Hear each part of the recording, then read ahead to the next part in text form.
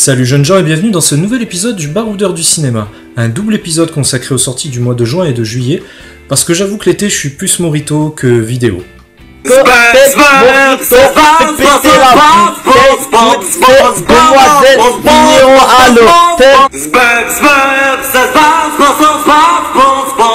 Commençons logiquement ce double épisode par le vainqueur du mois de juin, Alice de l'autre côté du miroir, la suite d'Alice au pays des merveilles, la version de Tim Burton qui était sortie en 2010.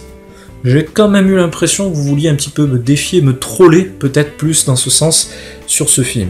Je sais que Alice, premier du nom, n'est pas un film très apprécié, et je le comprends aisément, même si je considère que c'est pas non plus si désastreux que ça. Enfin bon, sur le papier ça avait quand même l'air d'être un projet intéressant, dans le sens où on prenait un réalisateur qui avait une patte conte lugubre qui pouvait coller avec l'univers d'Alice, même si je pense que l'univers d'Alice est beaucoup plus coloré et psychédélique que ce que peut proposer ce cher Tim Burton. Au final, j'ai eu ça, la rencontre des deux univers, le sombre de Burton, le coloré d'Alice. Le problème, c'est que j'ai l'impression que ces deux univers s'annulaient. Visuellement, j'ai pas accroché, déjà parce qu'il y a beaucoup de bouillie numérique, et surtout, je trouve le film terne, vraiment terne. Je suis pas non plus en train de dire que le film est mauvais, je le trouve pas mauvais, mais il y avait un gros potentiel, de bons arguments, Tim Burton en tête, même si je suis pas fan à 100% de tout son cinéma. J'aime le Tim Burton qui parle d'artistes maudits, je n'aime pas le Tim Burton qui fait du Tim Burton pour la terminale L du lycée Paul Cézanne. Ça me plaît pas trop, le côté lugubre, toujours pareil, rapidement identifiable, hein, c'est très bien, hein, mais bon, petit côté redondant qui me plaît pas trop. Qu'est-ce qu'il en est de cette suite ? On n'a pas le même réal, on a James Bobine à la réalisation, merci Adam, heureusement que t'es là, parce que à vrai dire, je pensais que c'était Tim Burton qui avait fait la suite. Alors dans un sens, c'est pas plus mal, parce qu'il y a une cohérence entre le premier et le deuxième, on est sur une suite cohérente, mais ouais, on reprend les mêmes qualités, les mêmes défauts. On a ce mélange burtonesque, si je peux m'exprimer ainsi, et ce que peut être Alice, psychédélique, féerique, le monde terne, lui il est le monde des humains dans la réalité, et le monde foufou avec ses propres règles qu'on peut avoir dans Alice, dans le monde des merveilles. Au final, cette suite, elle est dans la continuité, mais je la trouve beaucoup plus épaisse et intéressante que le premier du nom. Peut-être parce que le premier, je maîtrisais l'histoire. Le second se place donc à la suite du premier, avec une Alice, toujours interprétée par Wasikowska. J'espère que je prononce bien. Adam, je compte sur toi aussi pour vérifier ma prononciation du polonais. Toujours là, personnage fort, féminin, plus fort que féminin, c'est pas parce que c'est une femme que tout de suite c'est un personnage féminin qui porte des valeurs de ce type. Non, c'est une jeune femme qui bouscule son époque. Voilà. Et le film commence très bien. Super scène d'action, sur des bateaux, la meilleure scène du film, c'est con, c'est au début du film. J'ai pris beaucoup de plaisir, j'ai été surpris, je me suis dit waouh, ça y est, le film se réveille, il va y avoir quelque chose. Ouais, on développe une histoire, on développe le background des personnages. Il est surtout question de temps, de voyage dans le temps, mais aussi du personnage du temps. La grande idée, la grande nouveauté de ce film, c'est d'avoir donné une apparence humaine au temps, interprété par Sacha Baron Cohen, un peu effacé à mon goût, un peu mécanique, mais c'est normal, on nous montre le temps dans des systèmes de rouage de montres, d'usines, très métalliques, ça reste cohérent. C'est la grande nouveauté de ce film. Là aussi, c'est un peu plus frais, c'est pas fou, mais c'est frais. Il y a quelques propositions d'univers, d'opposition. On a toujours cette reine qui veut se venger. On découvre aussi pourquoi elle est méchante.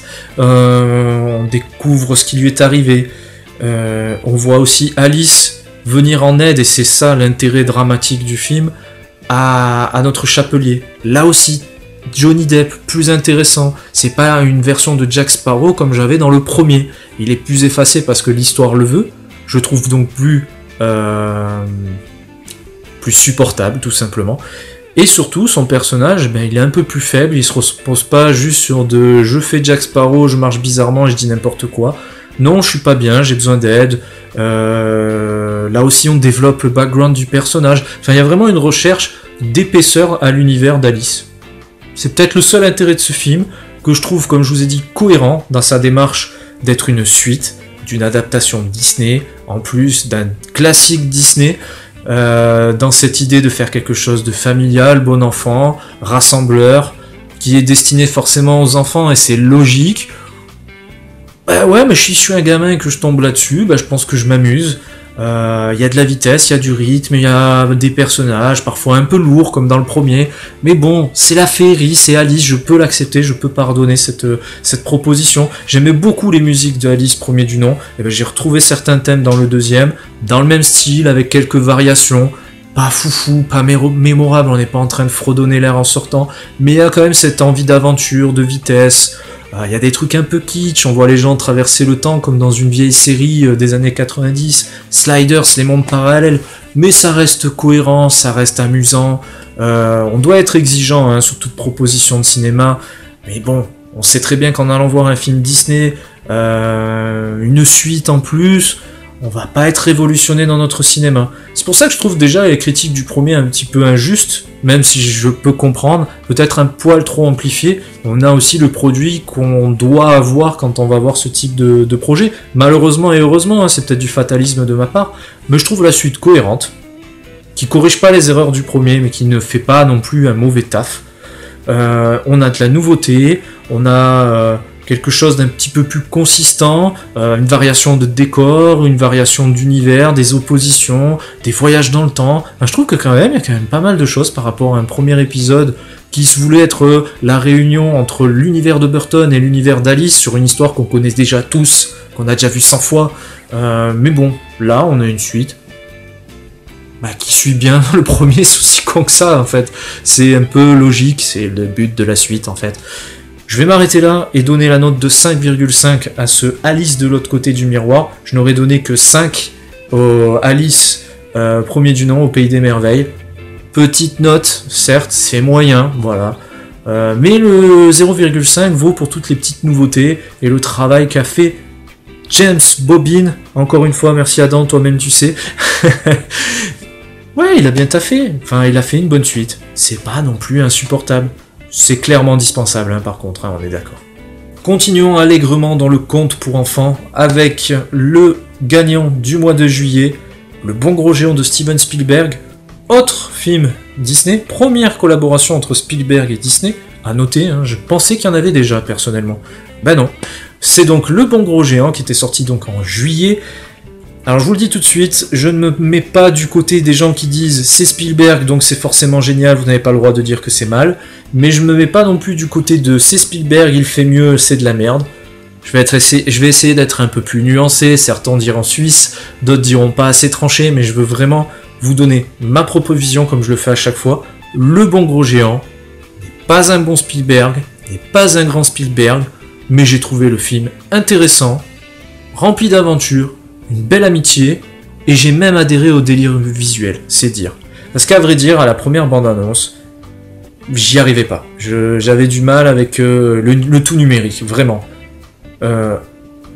D'ailleurs, ça m'a choqué au début du film, je vous le dis tout de suite. J'arrive dans le film, je vois ça, je fais non, ça va pas le faire. Puis petit à petit, l'histoire aidant, le contexte, et l'espèce de côté homogène de tout ça, je suis rentré dans le délire. L'histoire, elle est simple. C'est une adaptation d'un conte de Roald Dahl, sorti au début des années 80, repris par Spielberg. On connaît tout le merveilleux, l'émerveillement et les films pour enfants que Spielberg est capable de faire. Et la réunion des deux est juste logique, s'emboîte parfaitement. Là, il y a vraiment un mélange des deux univers, je l'ai vu. Pas comme le Alice de Burton et le Alice qui va dans la continuité de James Bobin. Ça nous raconte l'histoire de Sophie, une petite gamine orpheline qui vit à Londres, qui s'ennuie, clairement.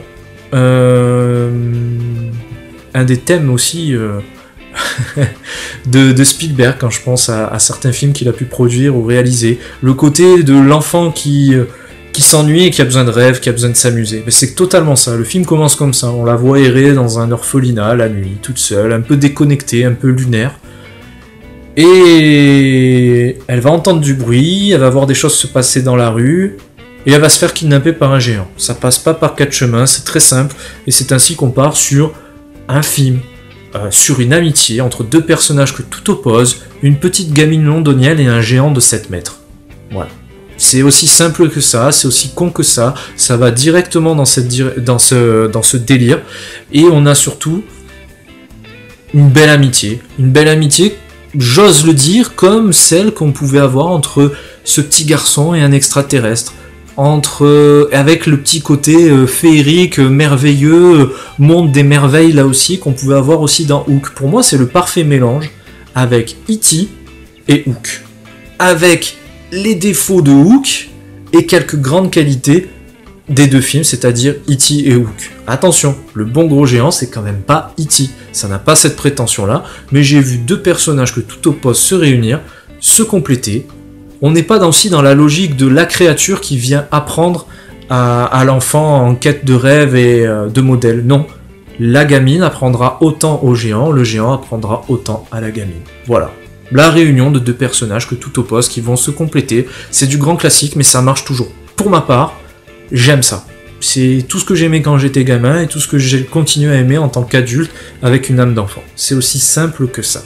Encore une fois, c'est Spielberg aux manettes, je vais pas vous dire c'est Spielberg, c'est génial, mais visuellement, même si je n'adhère pas au parti pris totalement numérique, on a quand même des choses qui se rapprochent un petit peu de ce qu'a fait Zemeckis, le Pôle Express et autres.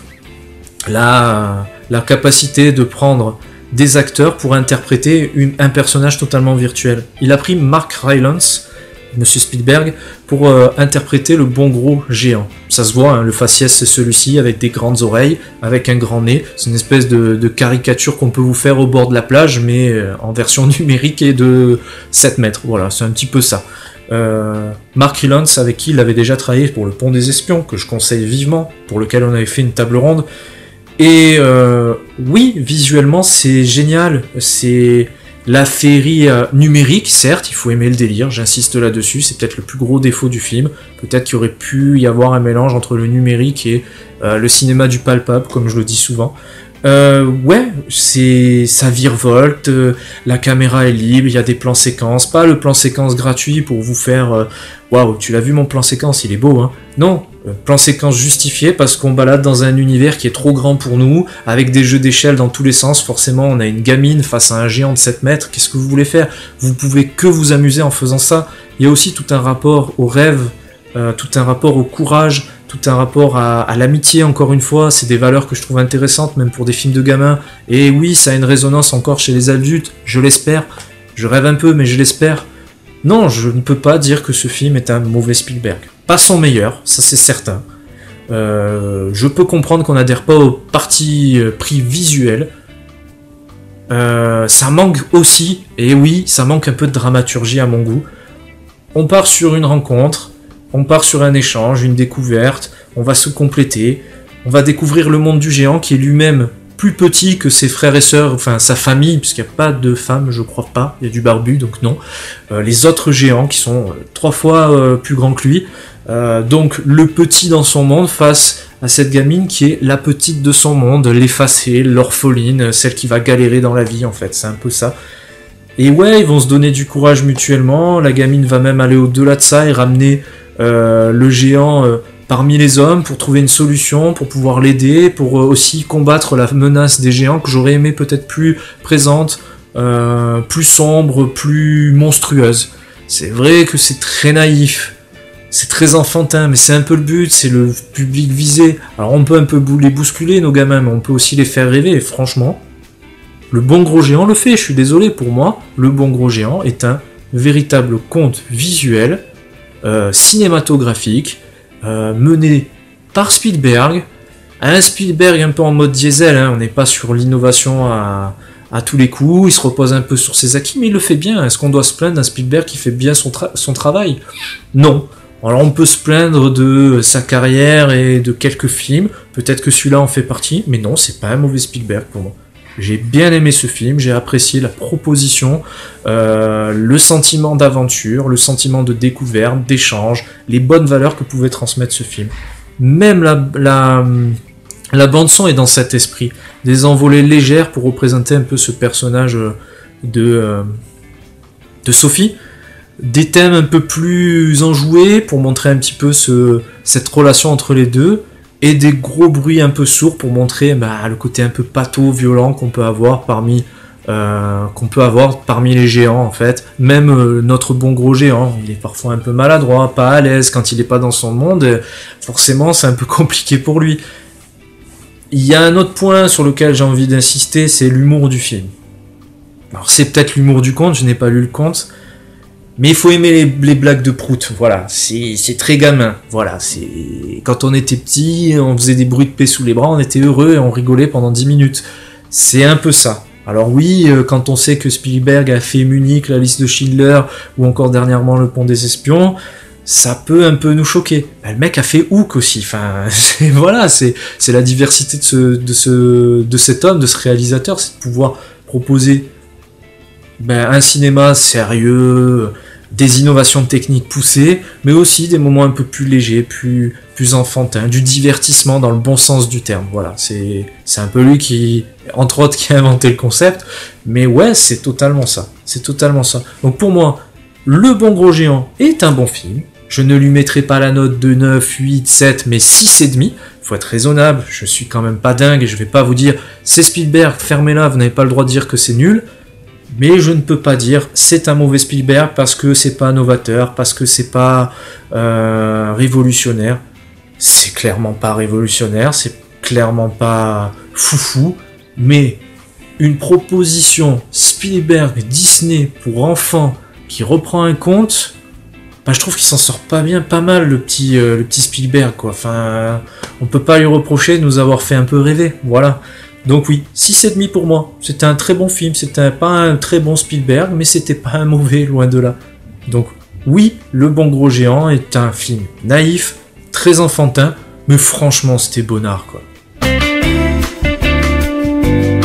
Pour ce double épisode, double ration de bonus, on va parler de L'Idéal, un film de Frédéric Beigbeder, la suite, là aussi, d'un film 99 francs, un film très appréciable, une très bonne comédie française, qui nous montrait un personnage cynique, froid, acerbe, nous parlait un peu du monde de la publicité. Ce même personnage, il continue sa carrière, il continue dans le cynique et il devient scout model, c'est-à-dire il recrute des bombes atomiques dans les pays de l'Est pour en faire des mannequins pour les grandes marques. En gros, c'est ça. C'est le contexte de base du film. On perd Jean Dujardin, on gagne Gaspard Proust dans l'interprétation d'Octave, pardon. Ouais, on a perdu Jean Dujardin, vraiment. Gaspard Proust, j'ai eu l'impression de voir faire ses chroniques à Salut les Terriens, à réciter son texte, il n'y a pas le même impact. Il a une tête à claque, ça marche très bien, mais il n'y a pas ce côté j'ai une distance avec ce que je raconte, je suis extrêmement cynique, je ne l'ai pas ressenti. Il est complété d'Audrey Fleurot qui joue la représentante d'une grande marque, L'Idéal, on a compris tout de suite de qui on parlait. Et ces deux personnages vont avoir pour mission de trouver la nouvelle égérie de la marque, le mannequin qui va révolutionner la mode, la publicité et autres. Encore une fois, Beigbeder veut dénoncer un milieu qu'il connaît bien. Il le fait bien, même s'il ne nous surprend pas. On connaît un petit peu, on l'a vu aussi, c'est un petit peu les mêmes thèmes à une semaine près qu'on a pu avoir dans The Neon Demon de Refn, dont on avait fait une table ronde que je vous conseille vivement. Et ouais, il en parle bien, il maîtrise son sujet, il s'en amuse, il est très froid avec celui-ci, il est très réaliste, il part dans des délires visuels complètement dingues et qui font beaucoup le charme de ce film et de 99 francs. Mais au final, il veut dénoncer quelque chose, un système ultra dominé par le libéralisme, très superficiel. Il va utiliser des oppositions avec des symboles communistes, forcément, il recrute dans les pays de l'Est, il y a toute cette chute du bloc, avec les conséquences que ça a pu avoir en termes de nouveaux riches, de mafieux, de trafic. C'est super, c'est des très bonnes idées. Il le fait pour s'en amuser. il fait des belles oppositions, logiques, fortes de sens, mais au final, il nous sert quoi? Un film qui termine sur une happy end, classique, un troisième acte plus naïf et plus ridicule, tu meurs, et surtout, je dénonce quelque chose, mais je suis le fruit de ce que je dénonce. C'est un petit peu ça que j'ai eu comme sentiment. Donc l'idéal, c'est pas mauvais, ça vaut pas 99 francs, ça vaut un 6 sur 10 pour ma part, il y a de bons délires, mais franchement, il y avait matière à faire mieux, et surtout, il y avait matière à aller au bout de ce qu'on a voulu exprimer, d'aller au bout de son délire. C'est ça qui est dommage avec l'idéal. Donc, 6 sur 10 pour ma part. On continue dans le cinéma français avec Ils sont partout d'Yvan Attal. Sur le papier, le sujet est compliqué. La religion juive, sa communauté, ses clichés, découpés en sketch. Bon, déjà, on est sur deux choses difficiles. Le sujet, mais également le découpage du film et la forme de celui-ci en espèce de chorale de sketch, on va dire ça comme ça. On a Yvan Attal, ou du moins un personnage interprété par Yvan Attal qui lui correspond vraiment beaucoup. C'est un acteur, il va se confier à son réalisateur, c'est un acteur juif, français, qui vient parler de sa condition de juif en France, son rapport à la religion, son rapport à l'argent, son rapport à tous les clichés véhiculés autour de la question juive. Et justement, le film va reprendre par des sketchs très différents, sur des styles très différents et des questions très différentes, des différents clichés qui tournent aussi. On va avoir un premier sketch qui va parler d'un parti politique raciste, très à droite, extrême droite, vous aurez tout de suite compris de qui on parle, et d'une révélation parmi un de ses membres qui est, voilà, juif, par exemple. On va parler aussi de l'argent pour un juif pauvre. On va parler aussi de la religion et la compréhension de la religion et des textes anciens par les juifs eux-mêmes, même les plus spécialisés. On va partir dans des délires SF avec des voyages dans le temps et Jésus. Je préfère pas en dire plus parce que c'est vraiment le sketch le plus dingue et le plus drôle que j'ai vu.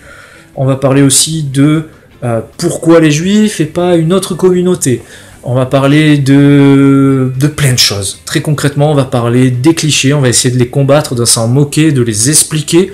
Et c'est plutôt bien fait, même si je dois faire un reproche à ce film, bah c'est que on veut parler des clichés autour d'une communauté, mais on entretient les clichés propres du cinéma français. Je m'explique. Yvan Attal parle de son film de façon très personnelle. Ce n'est pas un reproche, après tout, c'est la vision d'un auteur sur une question, c'est son film, il joue dedans, pourquoi pas. On y retrouve sa femme. Bonne actrice, hein, pas dans ce film, mais bonne actrice, pourquoi pas. On va y retrouver des acteurs un peu vendeurs, sûrement des potes. Là aussi, on est dans le cliché du cinéma français, la famille soudée qui reste dans son petit monde, en la présence de Danny Boone, donc. Des acteurs vendeurs, François Damiens, Gilles Lelouch. Pourquoi pas, après tout, autant travailler avec des gens qu'on apprécie. Mais j'ai l'impression que le film dénonce des choses, mais entretient certaines choses moins graves, qui a moins de conséquences sur notre société. Mais bon, voilà, c'est un petit peu drôle à voir, c'est un petit peu illogique. Au final, le film dénonce, se moque, mais il va pas plus loin que le simple fait de dire « il y a un cliché, il faut le combattre, t'as pas le droit de dire ça ». Ouais, c'est cool, mais apporte quelque chose, va plus loin, il aurait pu aussi nous déranger ce film. Surtout en ce moment, c'est compliqué, la religion, la communauté, qu'elle soit juive, chrétienne, athée, musulmane, on s'en fout. La communauté en général. J'ai raison, on a raison, vous n'êtes pas comme nous, vous comprenez pas. Ça, c'est des questions que j'aurais aimé voir traitées, et je pense qu'il y avait largement la place avec de l'humour, du second degré, des délires aussi, parce que bon, comme je dis, de la SF avec Jésus-Christ et du voyage dans le temps, c'est complètement dingue, mais c'est bien, c'est intéressant, c'est une comédie française qui aurait pu un peu nous déranger, voire nous choquer, pourquoi pas, soyons fous, tout en restant drôle et en démontant des clichés avec un certain humour, un peu de cynisme, pourquoi pas. Bonne tentative, bon esprit, mais je trouve que le traitement ne va pas au bout des choses et on tombe sur quelque chose de très auto-centré cinéma français qui se la raconte un peu. C'est dommage. Donc pour moi, ce film aura la note de 5,5 sur 10. Continuons dans les bonus, aucune transition, aucun lien, on passe au mois de juillet et à Comme des bêtes. De l'animation, rien à voir. Alors Comme des bêtes, c'est le studio qui a fait Les Moins Moches et Méchants et Les Mignons. Je déteste ces films d'animation, je n'aime pas ça, je trouve pas ça drôle, je trouve ça même un peu débile, c'est un peu le but, hein, je le conçois, mais voilà, c'est pas du tout ça. Comme des bêtes par contre, oui, c'est le meilleur film de ce studio. Attention, on s'affole pas, est-ce que c'est un bon film ? Oui et non. Je vais citer mes sources. Quentin qui me disait ouais c'est Toy Story avec des animaux. Bah oui, Quentin de Just Quentin, tu as totalement raison et je ne peux que te rejoindre sur cette idée. C'est ça. Mais c'est plutôt fun, plutôt drôle, divertissant, familial. Les enfants se marrent. C'est un peu le but aussi du film d'animation. Donc moi j'ai pas été bouleversé par ce film d'animation parce qu'il n'avait pas la prétention de faire plus. Si je devais situer le film, ce n'est pas un Disney parce que c'est pas féerique, pour faire très cliché, hein, et ce n'est pas un Pixar pour faire dans la seconde lecture un peu plus adulte. Mais c'est un dessin animé drôle, avec des références cinéma, avec un rythme effréné, des personnages drôles, d'animaux qui parlent en l'absence d'humains. C'est con, c'est Toy Story clairement, mais c'est drôle. On a des chats, des chiens, les nouveaux animaux de compagnie un peu exotiques qu'on peut retrouver chez les gens, perdus dans les égouts surtout, parce qu'il y a ce délire de je suis l'animal domestique, mais je suis aussi l'animal libre qui a été abandonné, qui ne veut pas retourner vers l'humanité. Il y a des petites choses comme ça que je trouve plutôt sympathiques. Ça va à 200 à l'heure, c'est drôle.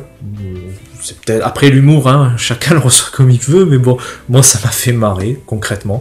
Les personnages sont attachants. On les a déjà vus 20 fois, hein, ce type de personnage. Hein.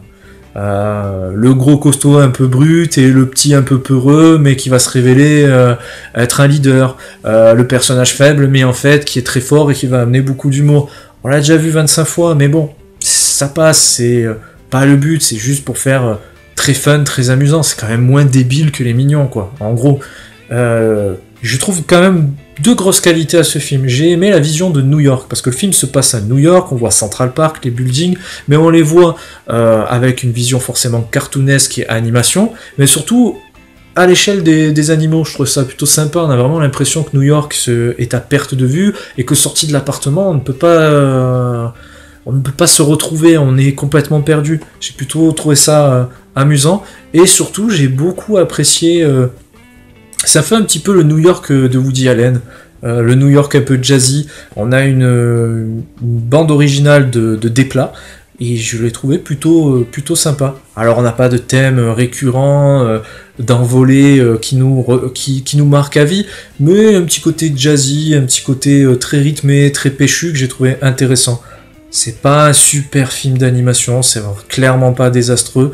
Je mettrai la note de 5,5, encore une fois, une note très moyenne. Ça fait le taf, ça révolutionne pas le genre, ça n'a pas l'ambition d'eux, mais c'est clairement plus amusant que Les Mignons. Les Mignons d'ailleurs qu'on retrouve dans un court-métrage avant le film, et je pense que c'est là la meilleure place des Mignons.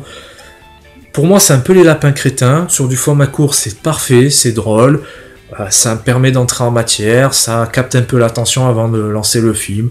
Pourquoi pas ? Franchement, dans ce délire comme des bêtes, Les Mignons passent, c'est vous dire la qualité du film. Donc 5,5 sur 10 pour ma part. Décidément, ces bonus passent de différents styles, de la comédie française, du film d'animation, pour finir sur un biopic. Un biopic sportif, en plus ça tombe bien, actuellement c'est Rio, les Jeux Olympiques donc, et justement on va parler d'Olympisme et de Jeux Olympiques, ceux de Berlin avant la Seconde Guerre mondiale, et surtout le destin de Jesse Owens, un athlète américain black, qui a remporté, je crois si je dis pas de conneries, 4 médailles d'or à ces Jeux Olympiques, qui a littéralement écrasé la compétition. Moi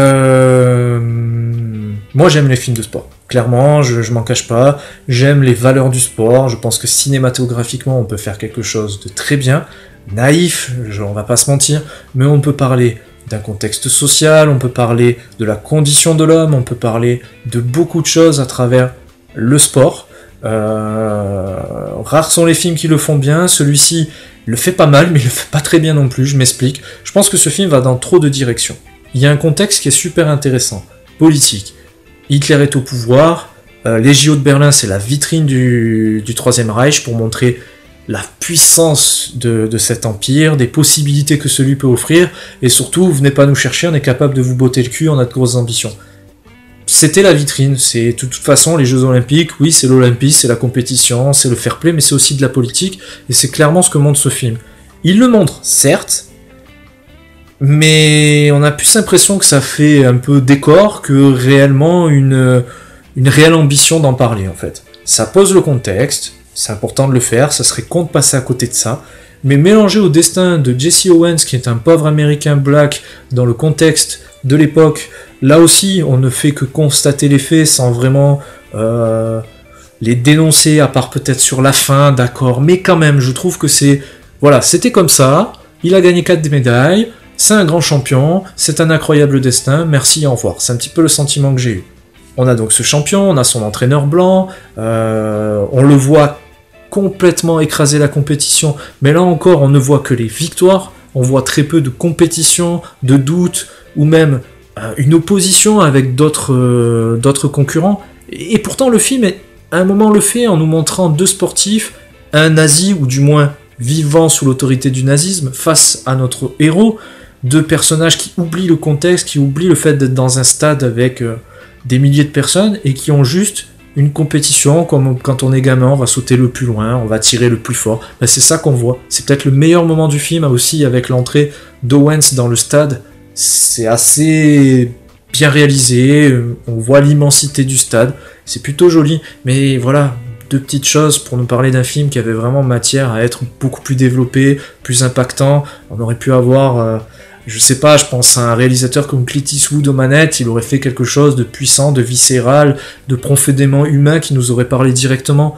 Alors là, je ne vais pas dire que c'est un mauvais film, mais voilà, je trouve qu'il y avait beaucoup de matière, peut-être trop. Du coup, ça aurait fait un film un peu indigeste. Ben là, on ne veut pas que ça soit indigeste, mais du coup, on le traite pas réellement. On met les choses en place, mais on développe pas plus. C'est dommage, vraiment. C'est pas un mauvais film sur le sport, c'est pas un mauvais film sur l'olympisme, mais on a déjà vu mieux, c'est prévisible, et c'est clairement un film que je noterai 5 sur 10, pas plus. Donc vous l'aurez constaté, mes notes sont très moyennes ce mois-ci. Pour changer. C'était donc ce double épisode sur les sorties du mois de juin et de juillet. Vous constaterez que je cours contre le temps toute l'année pour faire une vidéo. J'ose imaginer ceux qui font des milliers de vidéos par jour sur leur chaîne. Bravo les gars, c'est du taf. En attendant, je vous remercie. Merci beaucoup à tous. Vous qui regardez les vidéos, qui commentez, qui likez, qui partagez. Merci de me faire vos retours. N'hésitez pas, que ce soit sur ce format-là, mais également sur les tables rondes.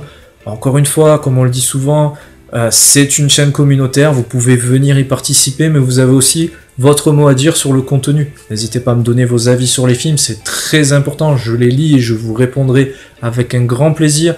Il y a peut-être des choses que je n'ai pas traitées, il y a peut-être des choses que j'ai mal traitées, n'hésitez pas, vraiment c'est super important pour moi. Je vous dis à bientôt pour un nouvel épisode du Baroudeur, sur le mois d'août. On essaye de le faire sortir avant la fin de l'année, les mecs, il n'y a pas de souci, on va se concentrer là-dessus. En plus, il peut y avoir du lourd sur le mois d'août, donc ça peut être intéressant. Je vous dis à bientôt, jeunes gens. N'hésitez pas, comme je vous ai dit, donnez-moi votre avis sur ces différents films. Il y en a beaucoup, je sais, mais je veux votre avis sur chaque film. Allez, à plus, jeunes gens. Ciao, ciao.